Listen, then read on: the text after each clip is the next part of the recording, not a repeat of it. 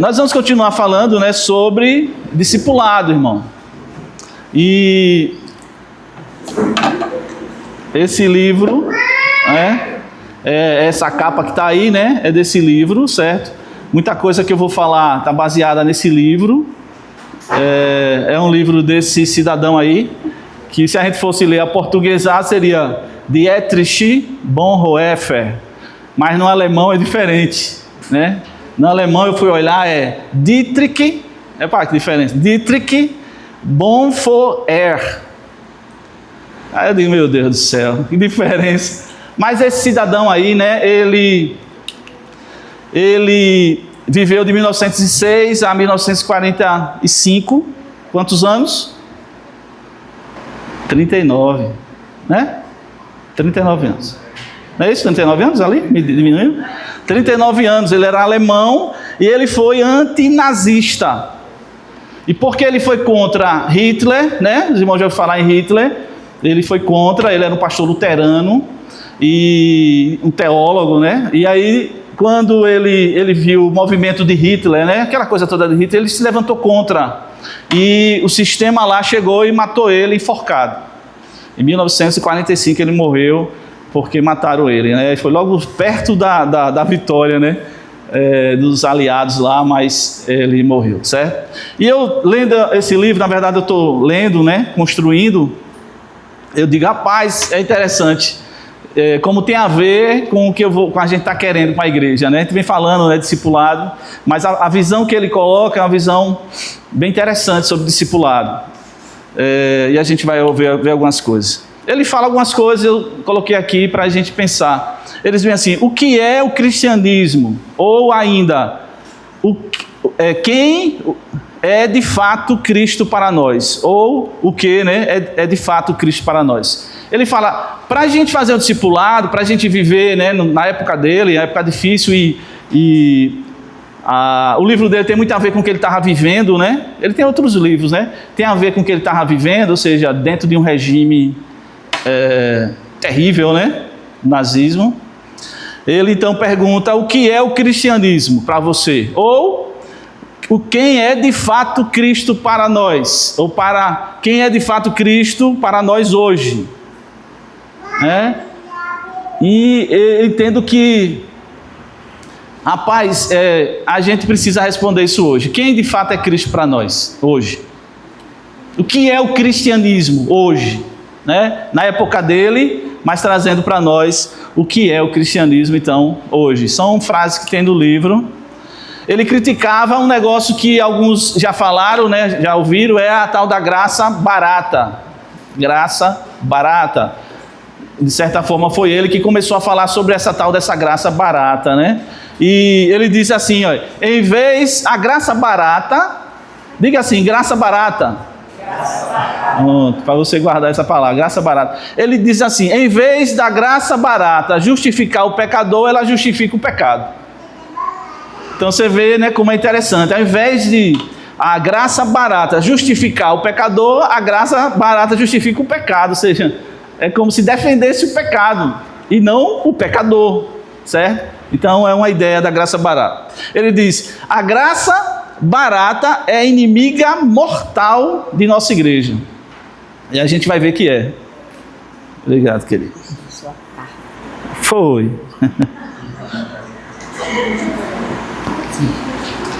A graça barata é inimiga mortal de nossa igreja. Na época dele e hoje é também. Vocês vão ver quando a gente começar a falar um pouquinho como a graça barata é inimiga da igreja. Parece ser um negócio bom, mas na verdade é uma tragédia. O discipulado é visto, na visão dele, né? O discipulado é visto como compromisso radical de obediência a Cristo. Ele diz o cristianismo, né? Ou melhor, o discipulado é visto como compromisso radical de obediência a Cristo. Você tem que obedecer a Cristo de forma radical.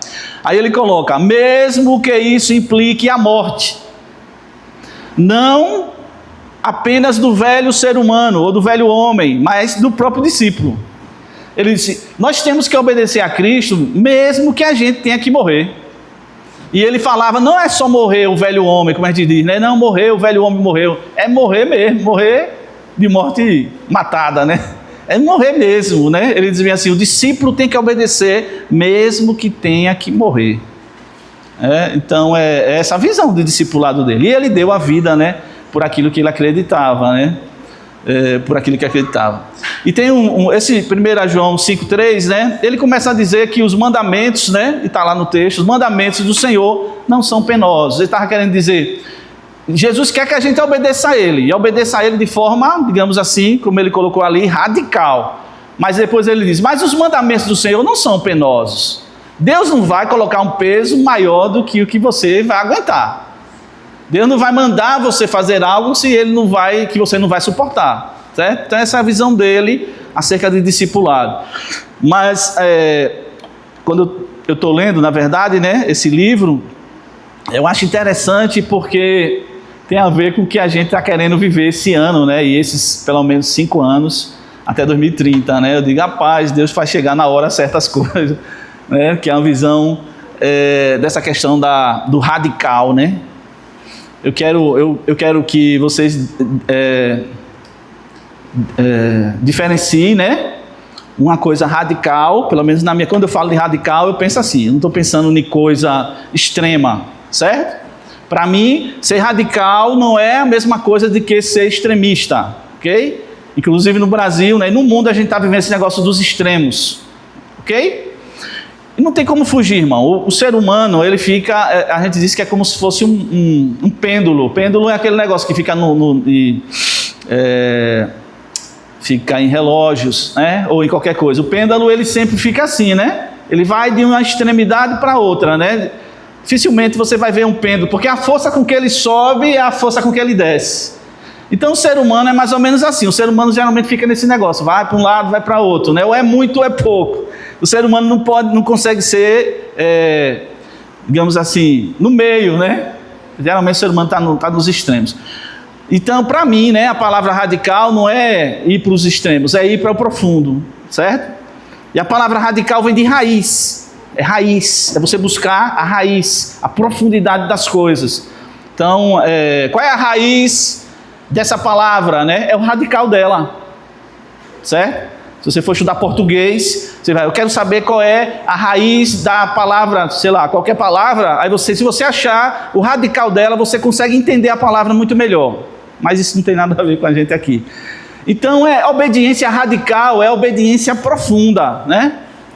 Não extrema, mas profunda, certo? Amém? Amém. Então a gente tem que obedecer a Deus, mesmo que custe a nossa vida. Amém? Não, amém não, né, irmão? Ninguém quer morrer não, né, por Cristo. Se o negócio pegar, irmão, se apertar, né? Como aperta em vários países. Irmãos nossos na Nigéria que morreu um monte. E se chegar no Brasil? Então, se você tiver pelo menos psicologicamente, né, na mente, com a ideia, quando acontecer, talvez você consiga, né, viver aquilo que está na mente, que a gente só sabe na hora. Mas se você tiver uma ideia, você está disposto a morrer por Jesus?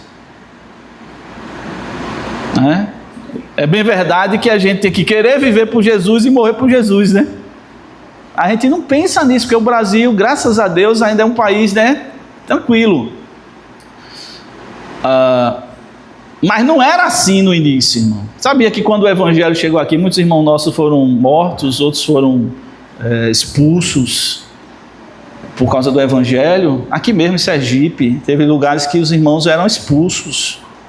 Parece que Laranjeiras, tem um bocado de lugar aí. Bom, mas vamos lá.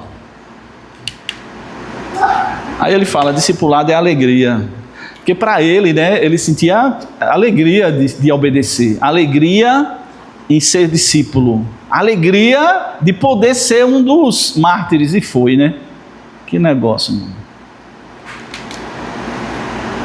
E aí ele começa a falar sobre a graça e o discipulado, justamente porque ele é contra, né, essa graça barata, né? Que eu vou explicar aqui o que é essa graça barata. Você vai perceber que é muito sutil, é um negócio que, se a gente não tiver cuidado, a gente cai nela sem perceber.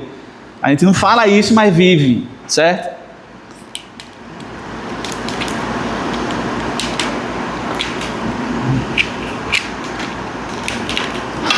A graça barata versus a graça preciosa, né?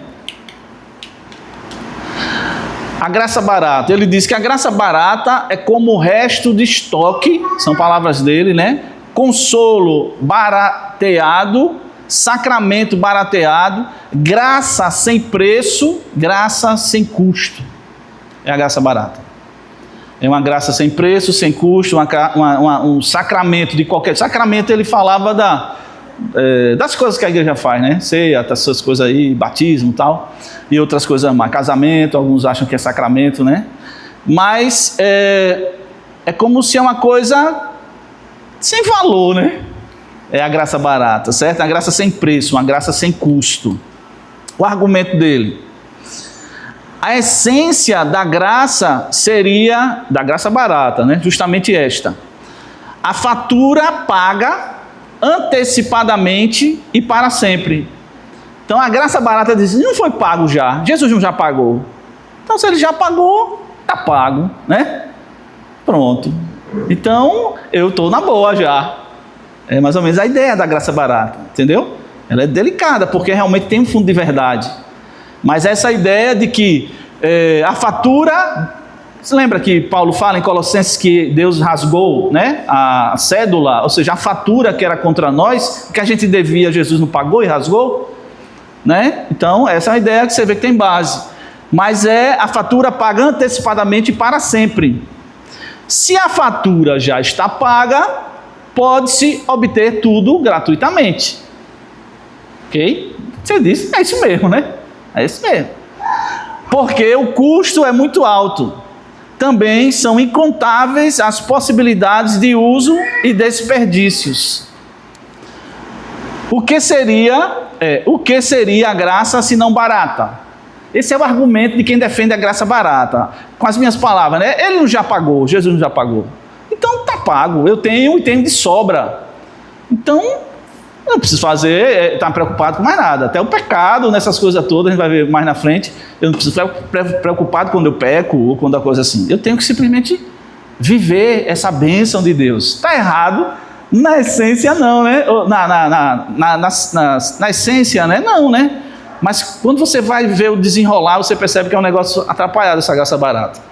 Certo? Aí ele fala, ele está mostrando o que é uma graça barata, né? Ele diz bem assim: nossos esforços são vãos. E não é? Sim ou não? Nossos esforços para a gente ser alguma coisa não é vão, se você for olhar pela graça.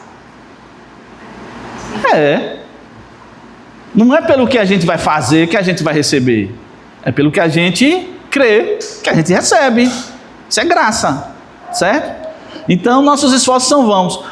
O mundo continua sendo mundo e nós continuamos pecando, mesmo na vida mais piedosa. Percebe aí? Que aí você já percebe estranho, né? E Paulo viveu isso lá na frente. Em Romanos a gente vai ver, Paulo viveu isso há 2000 anos atrás, né? Porque os irmãos acharam, não, eu já sou salvo pela graça, então eu já tenho, né, a salvação. Então, se eu pecar... Mesmo que eu tenha uma vida piedosa, mas se eu peco, não vou perder nada. Percebem? Está percebendo ou não? Está difícil de perceber. Tá, né? A pessoa já é de Deus, já estou salva, então se eu pecar, não fez nada.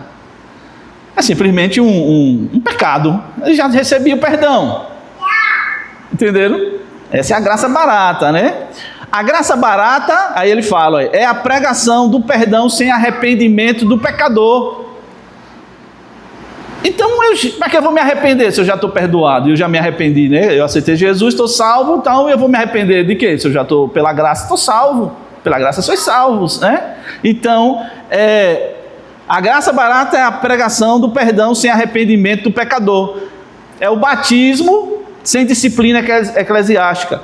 É a comunhão sem confissões de pecado. É a absolvição sem confissão pessoal. Eu não preciso confessar os meus pecados já foram perdoados, lembra? Já foi pago tudo, para sempre. Então para que eu vou confessar pecado? Se eu já estou perdoado, É a graça barata. E ele era contra, e nós também somos, né, irmãos? Ou seja, se eu pequei, eu tenho que fazer o quê? Confessar meu pecado. Mas nessa graça aqui, né, é uma graça que você não precisa confessar pecado, porque você já está debaixo da graça, você já está salvo, mano. Então fique de boa aí.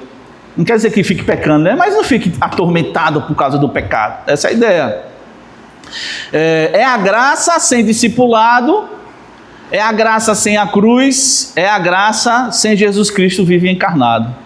Segundo a visão, né, de Dittgen. Então, essa é a graça barata, certo? Que a gente não defende, né?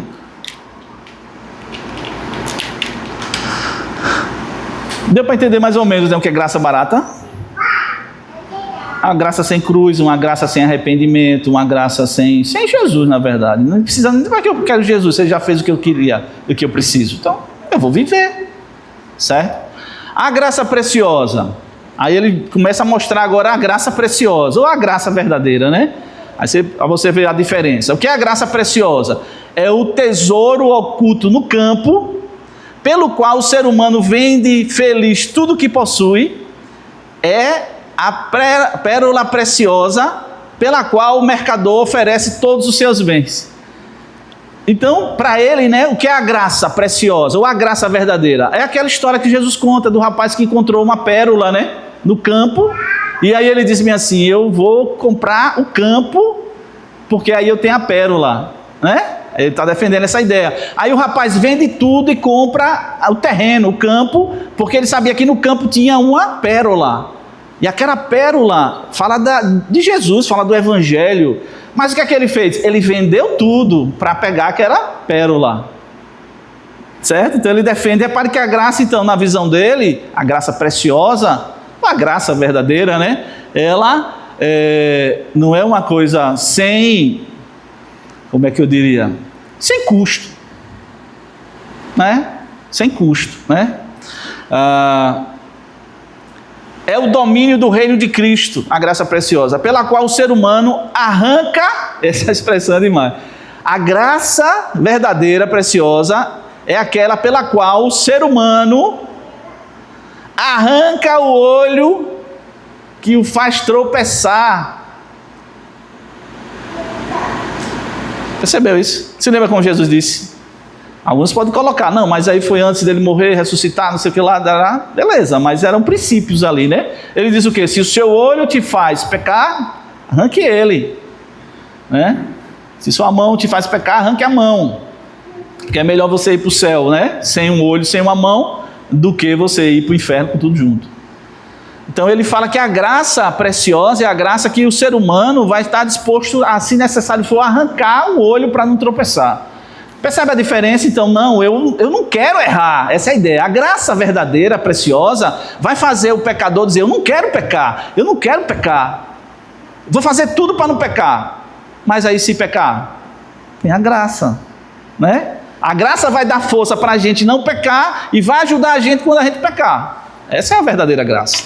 E não a graça de que porque eu sou de Cristo, eu faço o que eu quiser, vivo do jeito que eu quiser, se eu pecar e não pecar não vai fazer diferença. Entenderam? Mas é sutil, é um negócio bem sutil.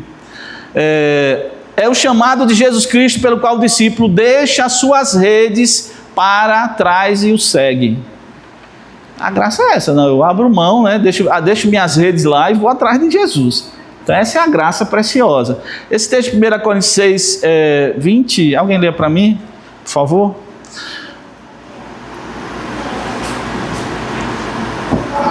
Fala alguma coisa sobre o corpo, eu acho. Pois ele os comprou e pagou por isso.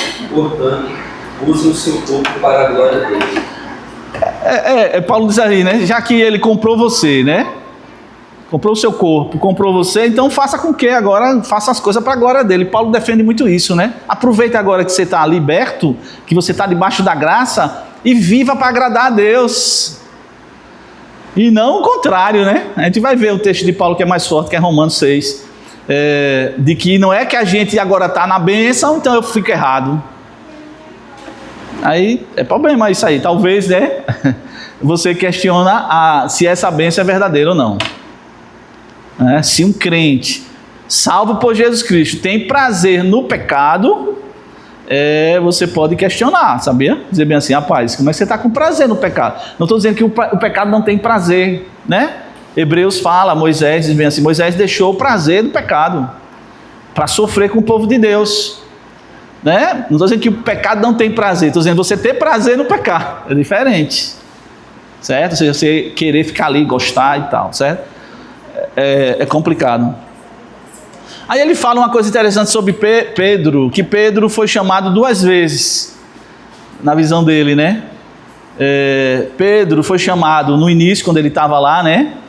No barco, Marcos 1,17, e em João 21, 22, depois que Jesus ressuscita, Jesus mais uma vez entra em contato com Pedro e diz, siga-me, né? Venha atrás de mim. Vá cuidar do meu rebanho, das minhas ovelhinhas, depois do ressurreto, e logo quando ele começou o ministério, né? Esses 2 textos dizem isso. Em Marcos, Jesus chama Pedro, os irmãos lembram desse texto, né? Serás agora pescadores de homens. E aí, entre um negócio e outro, foram 3 anos, aproximadamente, de discipulado. Jesus esteve discipulando Pedro, né? Desde o primeiro chamado ao último chamado de Pedro. Até porque, né, os irmãos conhecem a história, Pedro começou provavelmente, né, precisava ser curado, né, por causa da negação dele lá, né, então ele precisava ser curado, ele precisava ser restaurado, e Jesus se apresenta para ele e diz, vamos lá de novo, né, isso é graça, irmão, né, mas perceba que entre um chamado e o outro chamado, teve um discipulado, e teve graça, tanto aqui quanto aqui. Jesus não dispensou Pedro porque ele negou ele. Jesus chamou ele de volta, né? Para a missão que ele tinha. Mas a ideia é, siga-me e eu te farei pescador de homens. Siga-me e vá cuidar das minhas ovelhas. Certo? Então, não existe graça sem discipulado. Muito bem. Não existe graça sem discipulado. Né? Quando eu falo não existe graça sem discipulado, o que é que não existe? É que a graça ela vai chamar a gente para o discipulado. Então alguém que diz assim, não, eu já estou salvo, eu já sou de Deus, tal, e eu não quero saber de aprender nada, eu não quero mudar nada, é assim mesmo, eu vou assim. Você talvez esteja na graça barata, né? Que é perigo demais. Não, o cristão, ele está sempre querendo, eu quero mais, eu quero conhecer mais, o que é que eu posso mudar, será que eu posso fazer melhor? Não para receber as coisas, mas porque recebeu. Vocês entendem, irmãos? Sim? Porque é uma coisa que... Glória a Deus.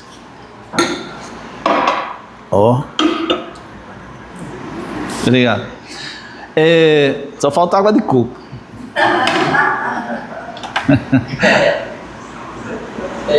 Glória a Deus. Bora lá. A graça, ela implica o discipulado, ok? Então a gente tem que botar isso na cabeça, não é porque eu sou de Deus que eu já estou, né, digamos, pronto. Quem aqui está pronto? Ninguém. A gente está se aprontando, né? Nós somos uma obra em construção. Na verdade, Jesus está construindo Ele em nós, né? O Espírito Santo está fazendo isso, é construindo Jesus em nós. Então todas as experiências boas e ruins, estudos, decepções, vitória, tudo é Deus construindo Jesus em nós, Cristo em nós. E é o discipulado que quer fazer isso, né? É trazer Cristo para a gente.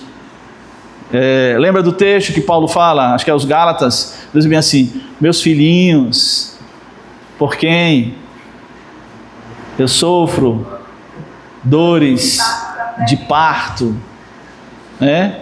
Meus filhinhos, por quem eu sofro de novo dores de parto, até que Cristo seja formado em vós. Acho que é 6:30, 6:30, não sei, mas é Gálatas.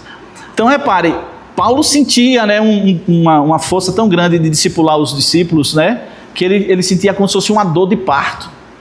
E ele teve isso quando ele ganhou aquelas pessoas para Cristo, né? E ele tinha a mesma vontade, o mesmo ímpeto de fazer aquelas pessoas ficarem iguais a Cristo, até Cristo ser formado em vocês. É isso que é discipulado, é isso que é graça preciosa, irmão. A graça preciosa não deixa a gente à vontade, entendeu? Fazendo o que a gente quer e pronto, e eu sou de Deus e ponto final. Isso é perigoso demais, certo? Aí ele fala, então a graça verdadeira, a graça preciosa, não a graça barata, eu vou estar falando para você guardar, né? Ela implica discipulado. Aí ele fala um negócio interessante, preste atenção nisso aqui. Ele fala do monasticismo. O que é monasticismo? Na época ali, a Igreja Católica, eles tinham os mosteiros, né? Aí, não sei se existe, ainda existe hoje mosteiro, não sei se é tão frequentado, né? Mas existiam os mosteiros, e os mosteiros eram o quê? Era um lugar onde os padres, freiras se retiravam, e lá eles tinham uma vida muito consagrada. Pelo menos essa era a ideia deles, né? Eles iam para lá para se afastar do mundo, das festas, das influências. Amém? Então os padres e as freiras, né, eles iam para lá, não era para passear não, eles iam para ter uma vida regrada, questão de comida, tudo, de oração, acordavam de madrugada para orar, um monte de coisa, penitência, certo? Então ele fala do monasticismo, e ele fala, alguns se sacrificavam nesse movimento, outros se sentiam diferentes, né? Aí ele fala aqui, meritória, né, quer dizer... foge da graça. Repare como é perigoso. A vida da gente é a gente andando em cima de uma linha, irmão, né? Que a gente chama uma linha imaginária. Se você descambar um pouquinho para cá, você está errado. Se você descambar um pouquinho para cá, você erra mesmo. Então a ideia é você tentar andar naquela linha. Aí eles faziam isso, iam para os lugares, né? E se sacrificavam, jejuavam muito, comia comida diferente, rezavam, sacrifício, um monte de coisa. Aí, quando eles faziam isso, muitos deles se sentiam que tinha mérito. Entenderam? Meritória, quer dizer isso. Ou seja, já que eu fiz tudo isso, agora eu tenho mérito. Não pode. A gente não pode receber de Deus as coisas e dizer assim, eu recebi porque eu fiz. Mas eu não tenho o que fazer, pastor. Tem, mas você não pode ficar cantando de galo, entendeu? Você não pode cantar e dizer, foi porque eu orei 300 horas no ano todinho, e aí agora eu tenho, fui eu. Aí você vai dizer, não, você fez tudo isso, mas você só recebeu tudo isso por causa da graça. Perceberam? Então eles iam para se afastar do mundo, e quando eles se afastavam do mundo, né, sacrificavam mesmo, longe de tudo que não prestava e tal. E aí, quando eles conseguiam uma vida, né, regrada, santa, eles já se achavam que eles tinham conseguido porque tinham feito algumas coisas. Já não caiu da graça. Entenderam? Caiu da graça. Eita, peguei agora. Então, mas aí eu tenho que fazer essas coisas? Tenho, mas eu nunca tenho que achar que fui eu que conquistei porque eu sou tal. Entendeu? Eu sou um cooperador, né? Então é o mosteiro, né? Aí ele fala... A fuga do mundo se revelara, na verdade, uma maneira... Isso é palavra dele. A fuga do mundo... Ele dizia que tinha um grupo lá que estava lá, mas na verdade ele pensou que se sair do mundo ia fazer eles ficarem santos. Aí ele dizia assim, a fuga do mundo se revelara, na verdade, uma maneira requintada de amor ao mundo. Aí o nosso irmão, né? Ele então falava que alguns se afastavam e diziam, agora eu estou, né? Eu sou tal. Mas na verdade, ele tinha um amor pelo mundo. É como se diz assim, saiu do mundo, mas o mundo não saiu deles. E a gente sabe, né, pela história, de quantas crianças foram encontradas, né, fetos encontrados nesses lugares, quantas coisas aconteceram errado, porque a gente sabe que não é exatamente o lugar que vai fazer você ficar mais santo ou menos santo. Entenderam? Então os irmãos, as pessoas iam para os mosteiros, para esses lugares, ficavam lá, e aí na verdade queria se afastar do mundo, mas na verdade o mundo não se afastou deles, estava nele. Aí ele coloca o caso de Lutero. Lutero, ele era um padre, né, digamos assim, e Lutero foi para o mosteiro, E lá Lutero se sacrificava mesmo, porque Satanás acusava Lutero direto dos pecados, e ele rezava, pagava penitência, fazia tudo para se livrar daquilo, mas o diabo não saía da cola dele. E os pecados, ele não conseguia vencer os pecados que estavam dentro dele, mesmo dentro do mosteiro, mesmo dentro daquele lugar. A gente sabe que Lutero se libertou, né? Quando ele estava lendo Romanos, capítulo 1, versículo 16 a 18, né? Eu não me envergonho do Evangelho, porque o Evangelho é poder de Deus para a salvação de todo aquele que crê, primeiro do judeu e também do grego. E o Evangelho, a justiça do Evangelho se revela de fé em fé, né? E aí ele percebeu que não era pelo que ele fazia que ele ia receber as bênçãos do Evangelho, é pela fé no que Cristo fez. E aí libertou ele.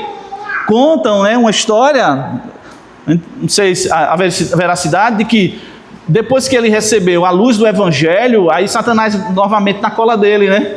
E aí Satanás, Lutero, você pensa que agora você é o cara, né, tá? Aí começou a acusar ele de tudo que ele tinha feito. Você fez isso, aquilo outro, fez isso, aquilo outro.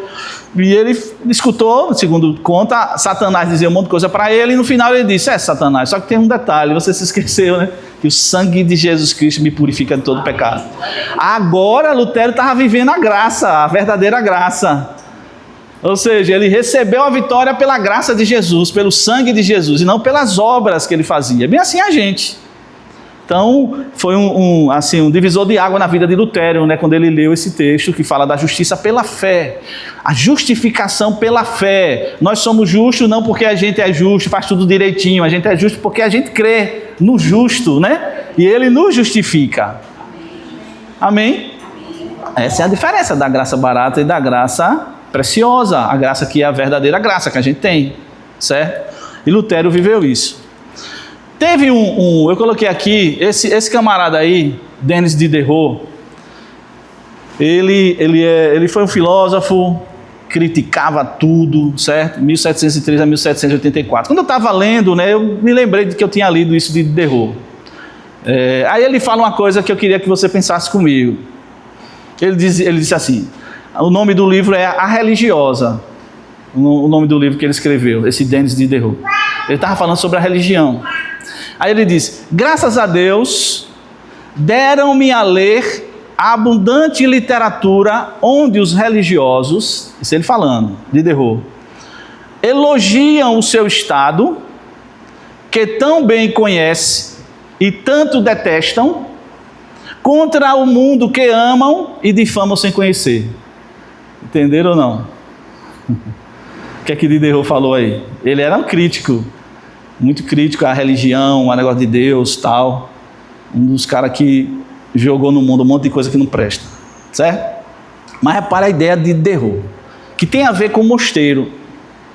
Então não era porque as pessoas iam para o mosteiro, isso, né, não está no livro dele, isso aí que veio na mente na hora, não é porque as pessoas iam para o mosteiro que o pecado saía deles. Vamos trazer para nós. Não é porque você vem à igreja, ao templo, que você está santo.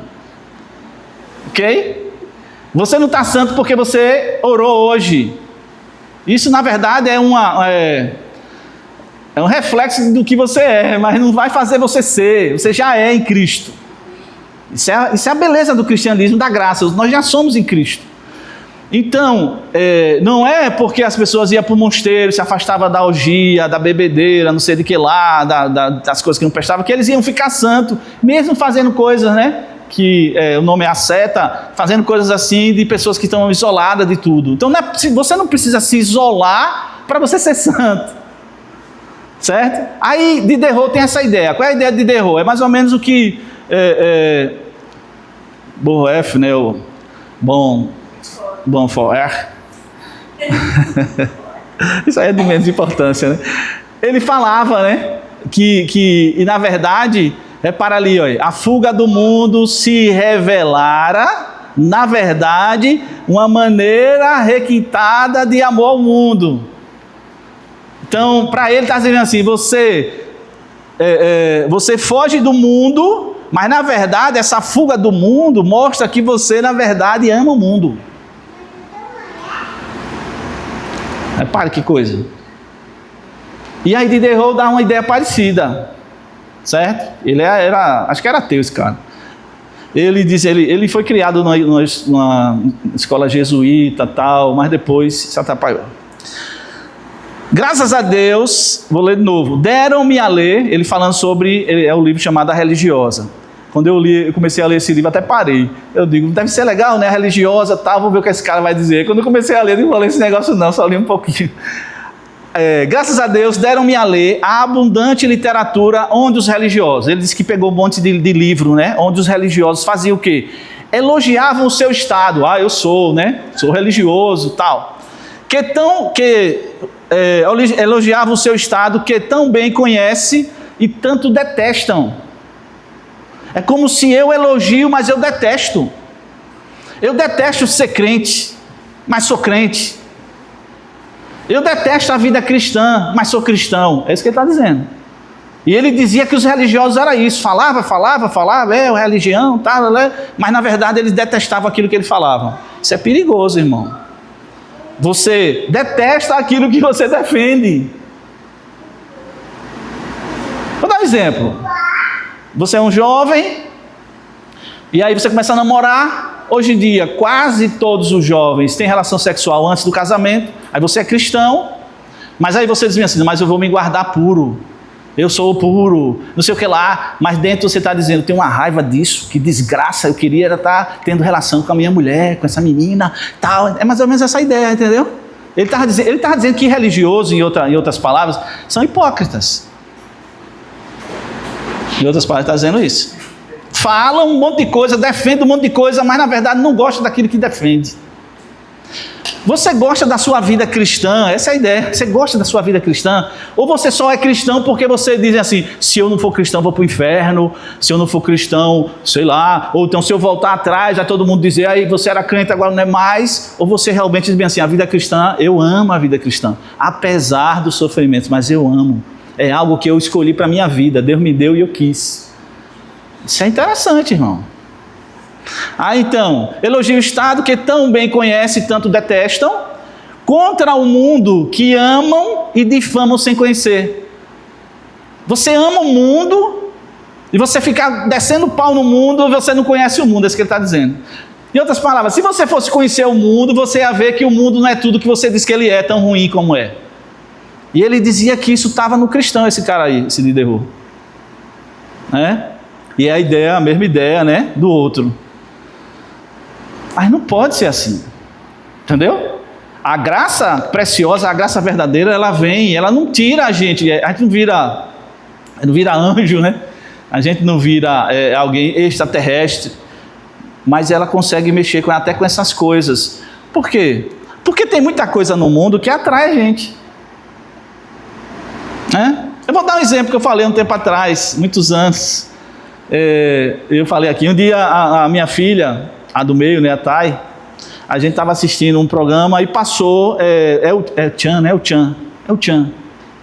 Aí o Chan começou a dançar e veio aquela loura que está aí, que eu não vou dizer o nome dela, todo mundo sabe. Aí veio aquela loura e a morena, e a loura fazendo aquelas danças, né? Isso tem muitos anos, ela era menina, eu nunca esqueci isso. Aí eu estou lá sentado, aparece, né, nos programas, tá? Aí ela disse assim, ela é feia, né, painho? Aí eu disse, ela não é feia não. Ela não é feia não. O que ela está fazendo é que é feio. Nunca esqueci isso. Ela era pequenininha. Ela não era feia. Ela não é feia, aquela mulher. E principalmente com um monte de dinheiro, né? Aí fica mais bonita ainda. Ela não é feia. Feia é o que ela estava fazendo, o tipo de dança que ela estava fazendo. Percebe? Aí a gente, não, é feio, isso é feio. Vai lá dentro, coisa bonita como eu queria. É isso que ele está dizendo, isso é hipocrisia. E aí você vai dizer o quê? Não, é bonito, eu quero. Não, você vai dizer, a graça do Senhor me dá força para eu não querer isso. É uma coisa delicada, mas percebe que às vezes a gente se mostra um santarrão, e aí na verdade dentro da gente a gente está cheio de coisa. Ao invés da gente tratar das coisas que estão dentro da gente, a gente começa a esconder na religião. Por isso que tem muita gente aí que diz que nós somos, né, hipócritas. Porque a gente vai e fala um monte de coisa, né, uma santidade na palavra tal, mas na verdade aí de repente vem essas bombas que a gente vê na internet. Toda hora vem uma bomba na internet, né, que você diz, meu Deus, isso aconteceu. Aconteceu. É essa a ideia. O cristão vive no mundo sem ser do mundo, né? Lutero voltou para o mundo. Ele saiu do mosteiro e voltou para o mundo. E ele conseguiu vencer o pecado agora junto dos pecadores. É o que diz esse texto aí. Alguém lê para mim? João 15, 18 ao 21.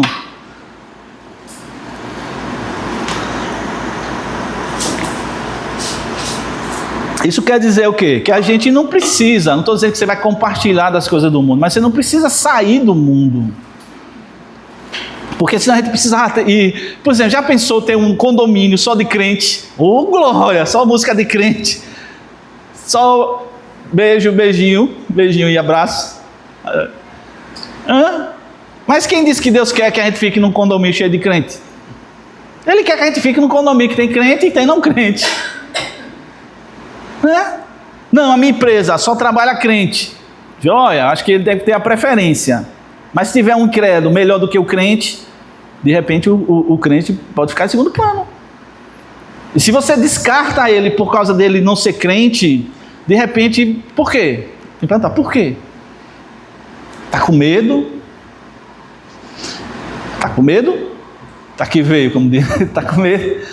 A gente sabe que o mundo é muito pegajoso, né? O mundo ele é muito cheio de armadilha, e a gente tem que ter um cuidado, uma vigilância. Porque Jesus falou, vigiai e orai. Mas a gente não pode sair do mundo, né? Eu sempre estou repetindo isso aqui. Jesus disse assim, Pai, não tira eles do mundo, livra eles do maligno, mas não tira eles daí não.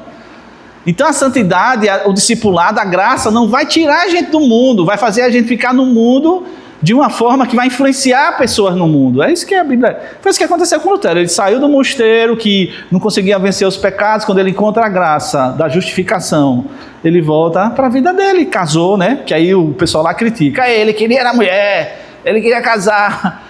E que problema tem de querer casar? Né? Você percebe como é a coisa? De repente, era um pecado dele, eu não sei, né? De repente ele gostava muito de mulher e ficava lá lutando. Eu quero ser, né? Não quero casar, que é uma das bobeiras da igreja, né, romana. Em vez de deixar quem quiser não casar, casa, quem quiser casar, casa, né? Esses dias eu estava vendo um programa, tem uma freira, eu não sei o nome dela, mas a menina muito bonita. E aí, né, a mídia, né, brincadeira, começou a puxar essa menina. Não sei quem viu, ela foi para Daniel Gentili, não sei para onde, porque ela era muito bonita. Só que ela é aquela roupona, né? Mas a cara dela é uma cara muito bonita. E aí, Daniel Gentili perguntou para ela: ninguém quer você não? Aquelas coisas, né? Ninguém nunca cantou você não? Com minhas palavras, né? Tal, ela, não sei o quê. Você é tão bonita, né? E por que você vai ficar com esse negócio de freira? Aí ela disse, porque eu casei com Jesus. Aí ele, você casou com Jesus, foi? Aí aquelas ondas que eles tiram, esses caras, né? Aí você fica assim, casou com Jesus. Beleza, se ela casou mesmo com Jesus, foi algo que ela quis casar com Jesus, né? Ou seja, quis entregar a vida dela só para Jesus, beleza. Mas se ela faz isso por causa da religião, para se sair de casamentos ruins, se ela deixou de casar porque não achou um homem, todo homem não presta, ela está toda errada. Se ela casou com Jesus, né? E realmente foi verdadeiro, porque ela quer uma vida entregue só para Deus, beleza. Eu mesmo não critico isso não. É com ela e com Jesus, né? Se ela casou mesmo, ela se resolva com o marido dela. Mas vocês percebem a diferença? De fazer uma coisa só para dizer que fez, e uma coisa porque você realmente entendeu o que você está fazendo. Então a graça, irmão, a graça ela é libertadora, a graça livra a gente, abre os nossos olhos e capacita a gente. Vamos ver esse texto aí, por favor. Se o mundo nos odeia, tenham em mente que antes me odiou. Se vocês pertencessem ao mundo, ele os amaria como se fossem dele. Todavia, vocês não são do mundo, mas eu os escolhi, tirando-os do mundo, por isso o mundo os odeia. Lembrem-se das palavras que eu lhes disse: nenhum escravo é maior do que o seu senhor. Se me perseguiram, também perseguirão vocês. Se obedeceram a minha palavra, também obedecerão a de vocês. Tratarão assim com vocês por causa do meu nome, pois não conhece aquele que me enviou. Então, Vitinho, a gente conhece esse texto, né? Se você fosse do mundo, o mundo ia amar você. Mas como você não é do mundo, o mundo não vai amar você. Mas se lhe trataram mal, né? A mim vai tratar você. Então a nossa visão do mundo não é que o mundo vai gostar da gente, né? Mas nem por isso eu vou sair do mundo, né? Eu vou entender isso e eu vou contribuir para as mudanças no mundo, né? A graça não ensina a não fazer, a ser discípulo. Ela nos capacita para ser discípulo. Então a graça nos diz bem assim, repare como é delicado, você não precisa fazer nada não, você não é de Deus, você não precisa fazer mais nada, só crê e pronto. Não, a graça, ela não manda você não fazer, a graça vai lhe capacitar a fazer, vai lhe capacitar a vencer o pecado, vai lhe capacitar a ficar no meio de incrédulo e não se contaminar, ou dar força para você sair fora antes de cair. É isso que a graça faz. Entendeu? E não uma graça que também vai dizer, não, isso é meu, faça o que você quiser, mas você já é meu mesmo, se você pecar está de boa, você é meu mesmo.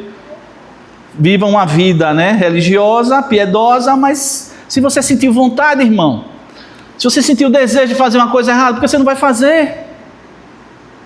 Se você está com algo legítimo, um desejo muito forte dentro de você, aí hoje a galera diz bem assim, eu nasci assim, com esse desejo, esse negócio, essa tara, essa sei lá o quê. Então vai fazer, mesmo sendo crente, se é crente faz isso, de boa. Isso é a graça barata, é uma graça que não é a graça que Jesus nos ensina, porque a graça verdadeira, ela vai nos dar capacidade para a gente vencer esses negócios. Ela não nega, ela dá força. Você entendeu? Não adianta você negar, nem eu negar, irmão. Não, não tem isso não, agora eu sou crente, e eu não tenho mais nada, nenhum pensamento ruim vem na minha cabeça, no meu coração nunca pensa coisa mal, eu agora sou santo. É aquilo que ele falou, é meio hipócrita. Você tem que dizer, não, realmente, graças a Deus, hoje eu não sou mais o que eu era, mas de vez em quando vem um negócio assim, o que é que eu faço? Corro para ele, né, para a graça. Senhor, me ajude. Você está percebendo que um negócio está pegando, que está me chamando para o mal? E aí você vai dar força e você vence. Isso é que é a graça. Não, a graça não dá direito para você pecar e nem também manda você fugir, né? Assim, fugir no sentido de negar. Manda você, na graça, encarar. E o que não é para encarar, ele manda você fugir. No sentido de correr, né? Sair dali, como um José e tal, etc. Aí esse texto é o texto mais forte, né? Eu não vamos ler ele todo não, mas eu queria que você lesse em casa. Vamos ler só os 2 primeiros versículos, Romanos 6, de 1 a 15. Paulo já enfrentava isso. Os irmãos diziam, já que eu estou com Deus, então eu posso pecar. Paulo disse, não, rapaz, você está doido, é assim não. Vamos ler só Romanos 6, 1 e 2, para a gente tentar acabar. Que diremos, pois? Preste atenção na leitura. Que diremos, pois? Permaneceremos no pecado para que a graça abunde? Espera aí. Que faremos, pois? Que diremos, pois? Vamos permanecer no pecado para que eu tenha mais graça? É para que ideia mais louca? De modo nenhum. De modo nenhum. Nós que estamos mortos para o pecado, como viveremos ainda nele? Ou não sabeis que todos quantos fomos batizados em Jesus Cristo, fomos batizados da sua morte? Tá bom, filha. Leia esse texto, eu te peço, Romanos 6, de 1 a 15. Pode ler todo, né? É um texto interessante, é justamente isso que eu estou falando aqui. Paulo explicou esse negócio, né? Explicou esse negócio. Não é porque você é de Deus que aí você agora pode pecar, porque não tem, o perdão já foi dado, entendeu? Ele disse, não, que é isso? Vocês não entenderam que agora que você não é para pecar, certo? Aí tem uma frase desse camarada, né, Spurgeon, que ele diz assim, a igreja, eu acho que encerra aqui nessa tela, a igreja deve atrair pela diferença e não pela igualdade,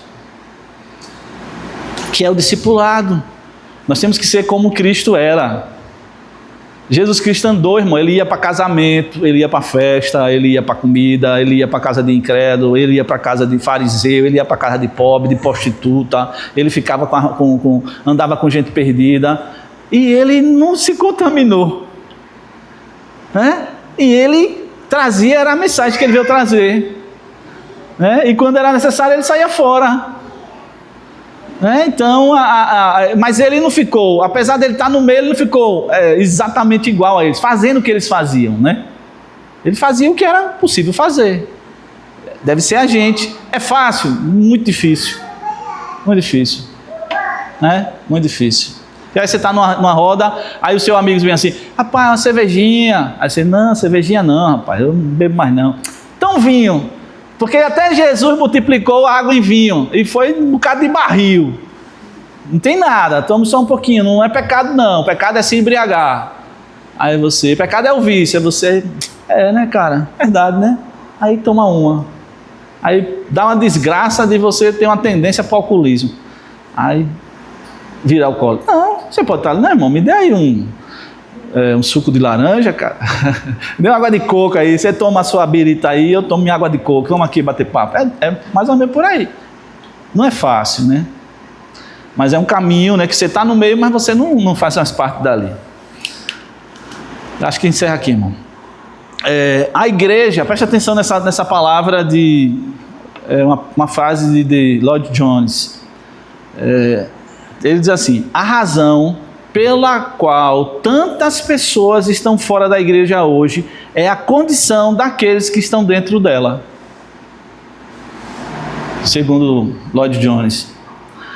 A razão pela qual tantas pessoas estão fora da igreja hoje é a condição daqueles que estão dentro dela. O que é que ele quis dizer? O que é que ele quis dizer? É que nós não temos sido, bons testemunhos. E as pessoas dizem assim, eu já ouvi isso, eu sei que todo mundo aqui já deve ter ouvido. Ser crente igual a... Não quero não. Ser crente igual a B, também não quero. Claro que a gente sabe que existe um exagero, tal, aquilo que a gente já vai para o outro lado, As pessoas também não querem que a gente nem, eu digo, espirre fora da hora, Crente não pode nem espirrar fora da hora. Todo mundo espirra, mas o crente se espirrar, fora da hora ali, aí você é crente, não pode espirrar. Aí você, não é bem assim, Mas a gente sabe que infelizmente dentro da igreja, hoje está assim de desigrejados, A gente não é a favor disso, porque quem é de Deus tem que estar junto. Mas tem os desigrejados, porque entraram em encrenca, se decepcionaram ou com alguém, ou sei lá, com um pastor, sei lá, e aí deixa as igrejas e fica em casa, fica na internet, fica não sei aonde, e não vive essa coisa maravilhosa que é a igreja, Que é esse relacionamento, que faz a gente crescer como cristão. Mas essa é a ideia de Lloyd Jones. Aí eu coloquei ali, não justifica isso. Alguém deixar de seguir a Deus por causa dos crentes. Não justifica. Mas contribui.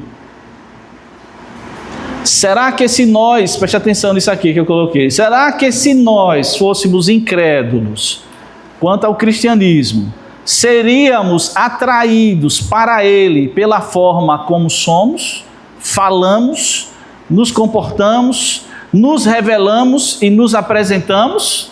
Será que se você fosse incrédulo, você seria crente olhando para você? Essa é a ideia. Se você fosse incrédulo hoje, você não fosse cristão, E você se converteria olhando para você? Você olhasse para você e se bem assim, rapaz, eu agora, Aí você dissesse, não, eu vou ser crente porque Vanilson, Vanilson, quero ser crente porque Vanilson realmente é crente de verdade. É um cristão de verdade, está debaixo do poder da graça de Deus. É um ser humano, mas é um cristão, um discípulo do mestre. Isso é muito sério. Você seria crente se fosse olhando para você? Se você disser não, irmão, então não é comum não, isso não é normal não. Isso é anormal. Acontece, mas é anormal. Não é isso que Deus quer não. Certo? Não é isso que Deus quer não. Deus quer que as pessoas olhem para a gente e até xinga a gente, chama a gente do que quiser, mas diga, mas você é diferente. Mas você é um, sei o que. Cara, mas você é diferente, você mudou. Aí desce o pau. Eita, você é isso, mas depois. Mas você é diferente. As pessoas têm que dizer isso. Você é diferente, Eu não gosto do que você é, não quero ser como você. Aí mais aquela, mas você é um cara diferente. Eu até queria ser como você, mas não vou não. Aí sim você vai dizer, beleza, porque o mundo não vai amar a gente. Mas o mundo não pode estar se decepcionando com a gente toda hora. Certo? Meus irmãos, tenhamos cuidado, porque a nossa vida pode ajudar a determinar o futuro de outras vidas. Gandhi disse, eu seria cristão, sem dúvida, se os cristãos fossem 24 horas por dia. A graça é um favor imerecido e um poder capacitador. Então, esse camarada aí, né, diz assim, eu seria até cristão, sem dúvida, se os cristãos fossem 24 horas por dia. Então, a gente é cristão quantas horas por dia? 2 horas no templo, só nos domingos, só, sei lá, nas terças e nas quintas, ou você é cristão na segunda, é cristão no seu trabalho, é cristão na sua família, é cristão com seus colegas, é cristão no lazer, é cristão quando vai dormir, é cristão quando vai tomar banho e não faz besteira lá no banheiro,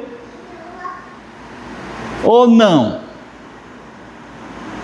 Então o discipulado e a graça não é para a gente ficar de qualquer jeito, irmão, isso é graça barata. A graça e o discipulado é para ir ajustando a gente, ajustando, né?